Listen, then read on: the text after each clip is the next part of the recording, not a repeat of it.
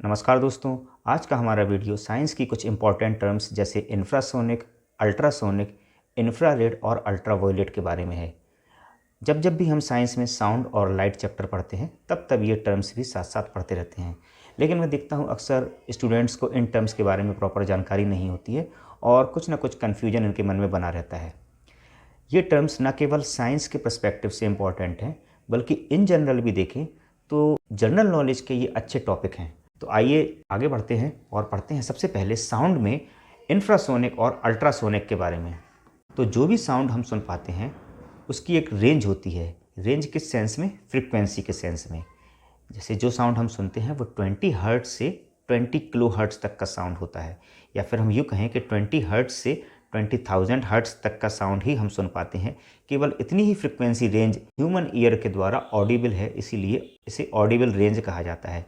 इससे कम फ्रीक्वेंसी का sound infrasonic sound कहलाता है और इससे ज़्यादा फ्रीक्वेंसी का साउंड अल्ट्रासोनिक साउंड कहलाता है। ह्यूमन ईयर इंफ्रासोनिक साउंड को सुनने में कैपेबल नहीं है, लेकिन बहुत सारे ऐसे जानवर हैं, ऐसे क्रिएचर्स हैं जो इस साउंड को सुन पाते हैं। न कि केवल सुन पाते हैं बल्कि इंफ्रासोनिक साउंड में ही वो अपना कम्युनिकेशन करते हैं। जैसे आपको लिखा हुआ दिख रहा है एलिफेंट, ब्लू व्हेल, क्रोकोडाइल तथा कुछ और एनिमल्स। यहाँ हम देख पा रहे हैं जो सबसे बड़े बड़े जानवर हैं एलिफेंट या ब्लू व्हेल, ये जानवर जो हैं अपने कम्युनिकेशन करने के लिए इंफ्रासोनिक साउंड का यूज़ करते हैं। यहाँ इनकी फ्रिक्वेंसी रेंज देखें 20 से कम है, 17 हर्ट्ज तक का साउंड एलिफेंट जो है वो उसमें कम्युनिकेट कर पाते हैं। और अगर हम व्हेल के बारे में देखें तो ये केवल इंफ्रासोनिक रेंज पर ही कम्युनिकेट करती है, 14 हर्ट्ज टू 36 हर्ट्ज। ह्यूमन को ये साउंड सुनाई नहीं देगा, लेकिन इसी साउंड से व्हेल जो है लॉन्ग डिस्टेंस तक कम्युनिकेट कर सकती हैं। इंफ्रासोनिक साउंड काफ़ी दूर तक ट्रैवल कर सकता है। ये जो जानवर हैं इंफ्रासोनिक साउंड की हेल्प से कई मील तक का कम्युनिकेशन कर लेते हैं और इंसानों को सुनाई भी नहीं दे पाता। ठीक वैसे ही क्रोकोडाइल भी इंफ्रासोनिक साउंड से ही कम्युनिकेट करता है। इंफ्रासोनिक साउंड का यूज़ किया जाता है हॉरर मूवीज़ में। हॉरर मूवीज़ जब हम देखते हैं तो इंफ्रासोनिक साउंड डाला जाता है। अब आप कहेंगे इंफ्रासोनिक साउंड हमें सुनाई तो दे नहीं रहा, हमें साउंड भले ही ना सुनाई दे, लेकिन उस साउंड की वजह से कुछ ना कुछ एंजाइटी या हमारे ब्रेन में किसी न किसी तरह का एक इफ़ेक्ट पड़ता है जो हमारे अंदर एक तरह का डर क्रिएट करता है। तो हॉरर मूवीज़ में ये साउंड डाला जाता है। ये भले ही हमें ना सुनाई दे, लेकिन ये हॉरर के इफ़ेक्ट को और ज़्यादा मॉडिफाई करके हमारे पास लाता है। इसीलिए इंफ्रासोनिक साउंड हॉरर मूवीज़ में यूज़ किया जाता है। अर्थक्वेक, वॉल्केनो और टॉर्नेडो जैसी गतिविधियाँ जब जब भी अर्थ में होती हैं, इंफ्रासोनिक साउंड प्रोड्यूस होता है और यहाँ वहाँ फैल जाता है। इस साउंड को कुछ ऐसे एनिमल जो इंफ्रासोनिक साउंड को सुन पाते हैं वो इसे सुन के पहले से ही सचेत हो जाते हैं और यहाँ वहाँ भागने लग जाते हैं। इसलिए आप लोगों ने सुना होगा कि जानवरों को पहले से ही अर्थक्वेक या सुनामी ऐसी कुछ चीज़ आ रही है तो पहले से ही पता चल जाता है। अब हम बात करते हैं अल्ट्रासोनिक साउंड की, जिसकी रेंज होती है 20 किलो हर्ट्ज से ऊपर का साउंड। ये साउंड ह्यूमन के लिए ऑडिबल नहीं है।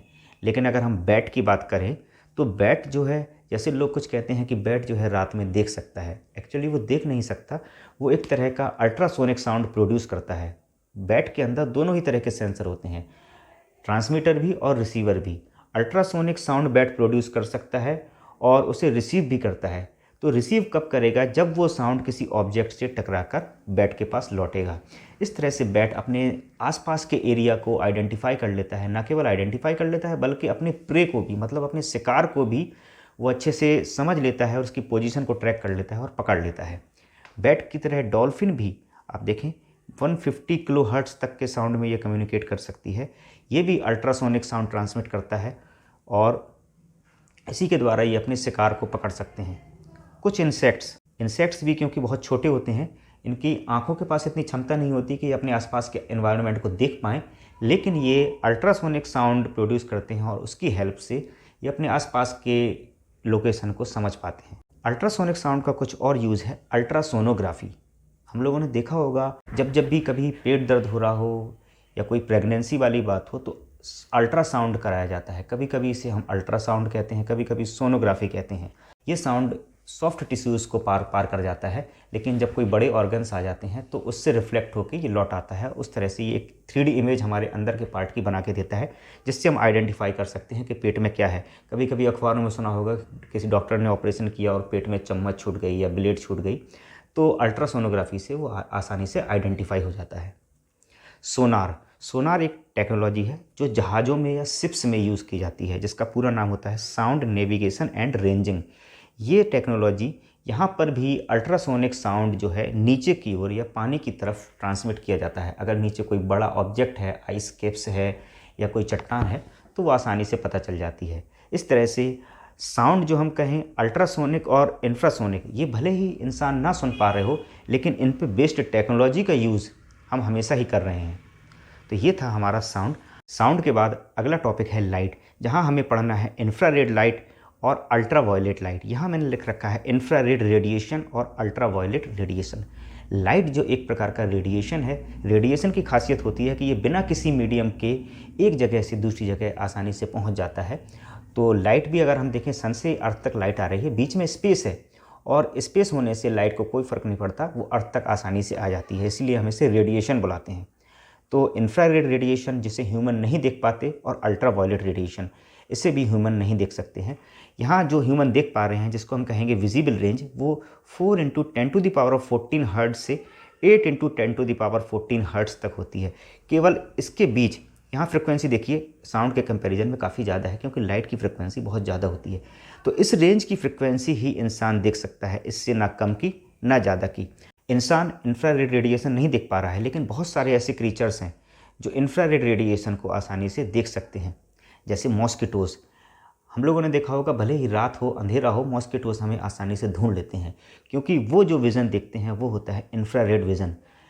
इंफ्रारेड विज़न मतलब वो हमारी हीट को सेंस करते हैं, हम उन्हें एक आग के गोले की तरह दिखते हैं। ठीक वैसे ही बेड बग्स, जिनको खटमल भी कहते हैं, जो बिस्तरों में कभी कभी या पहले के समय में ज़्यादा होते थे, ये भी इंसान को उसके हीट सेंस करके आसानी से ढूंढ लेते थे।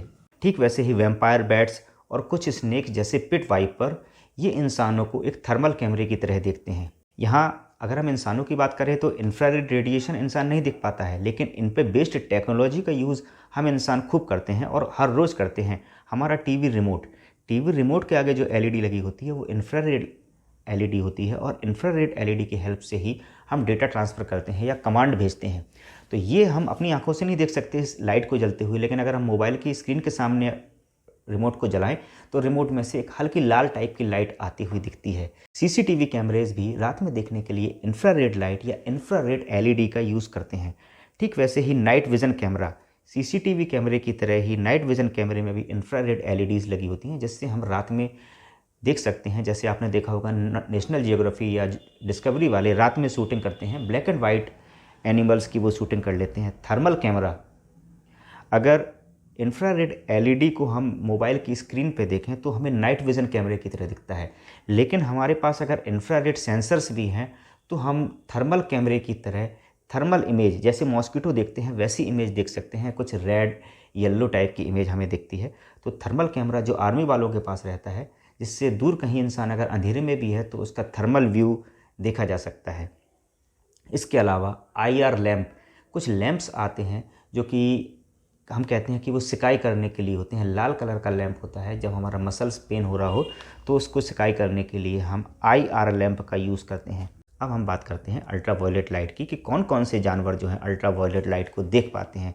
यहाँ देखिए, dog, cat, hedgehog, spider, insects, ये सभी जो जीव हैं ये इंफ्रारेड लाइट में भी कुछ कुछ पोर्शन देख लेते हैं। इसीलिए इनका नाइट का विज़न जो है इंसानों के कंपैरिजन में ज़्यादा अच्छा होता है, क्योंकि रात में अगर लाइट कम है, थोड़ी बहुत इंफ्रारेड लाइट भी है, तो ये उस लाइट में भी आसानी से देख पा रहे हैं।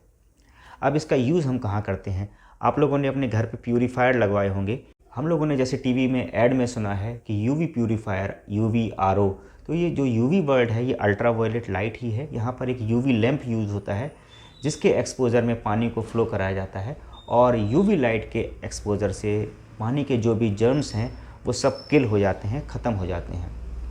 ठीक वैसे ही यूवी स्टेरलाइज़र्स बनाए जाते हैं, जो डॉक्टर्स अपने पास सर्जिकल इंस्ट्रूमेंट यूज़ करते हैं, उसको वो स्टेरलाइज़ करने के लिए या बैक्टीरिया और जर्म्स को हटाने के लिए उसको एक बॉक्स में रख देते हैं, जिसके अंदर यूवी लैंप लगा होता है, और इस यूवी लैंप की हेल्प से डॉक्टर्स जो है अपने सर्जिकल इंस्ट्रूमेंट को स्टेरलाइज़ कर लेते हैं या क्लीन कर लेते हैं। यहाँ पर एक बात है जो सोचने वाली है कि इंफ्रारेड लाइट के आगे रेड वर्ड क्यों यूज़ होता है, वहीं अल्ट्रावायलेट के आगे वायलेट वर्ड क्यों यूज़ किया जाता है।